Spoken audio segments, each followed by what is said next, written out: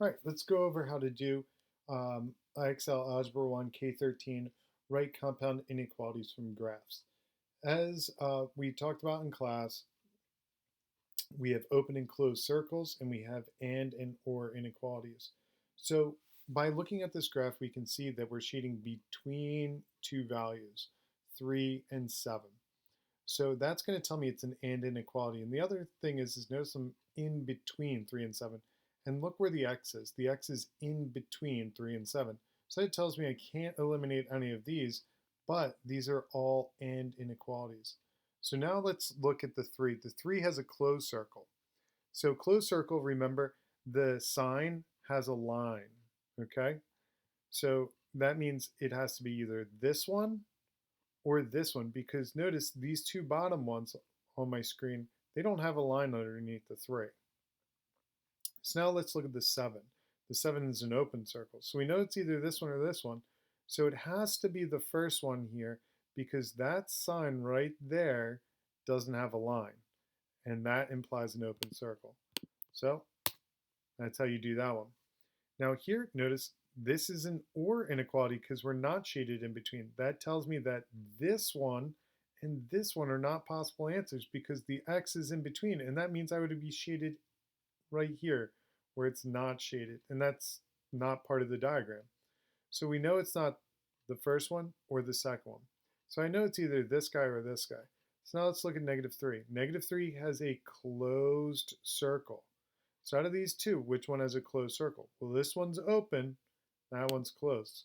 So without doing a whole lot of math here, just knowing open, closed circle, and is shaded between and or is shaded away, I can solve a lot of these problems. Here, again, this is an or inequality, so it's not this one or this one. So it's either one of these two guys on the right. So now let's look at -3. -3 has a closed circle. So notice this one's closed and this one's closed. Now let's look at -1. -1 is also closed, so it's either that one or that one. Well, look, this one's an open circle, so it has to be that guy right there. Here, this is an and inequality. That means it's not this guy or this guy right here. So now let's look at the 5. Okay, so the 5 is closed, so it has to be this guy. Notice the x is in between. I shaded in between. And there's a closed circle at 5, and that one has a closed circle. Now it's going to ask me to write the inequality. So it tells me that to write an and inequality, I want to write it like this with the x in between, and or I'm actually going to use the word or. All right, so let's look at this. All right, so here, 3, okay, and then we're going to eat the x because the x has to be in between, and it wouldn't make sense if I was eating the 3 with an and inequality. So I have 3 is less than or equal to, because it's a closed circle, x, because that's my shaded part. This is a closed circle, so I'm going to put it right there, and then 6. This is an or inequality. So let's first by looking at this. So x is going to be less than, all right, x is going to be less than -4. And then or,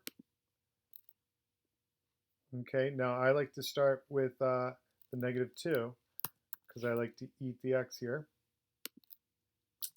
All right, so or -2 is less than x. So I like to only use this one symbol here. Okay, so here, this is or again because I'm shading away from each other. So let's look at this. So we're going to have x is less than 5. Okay, now we're going to go right here and deal with this one. Or 6 is less than or equal to x. I just find it simpler if I'm just dealing with one type of inequality sign with the or.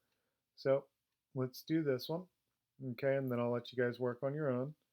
Okay, so this is an and, so it's going to be -518 is less than or equal to x, which is less than -514. And that's how you do it. All right, if you guys have any questions, just let me know. I'm more than happy to help you out.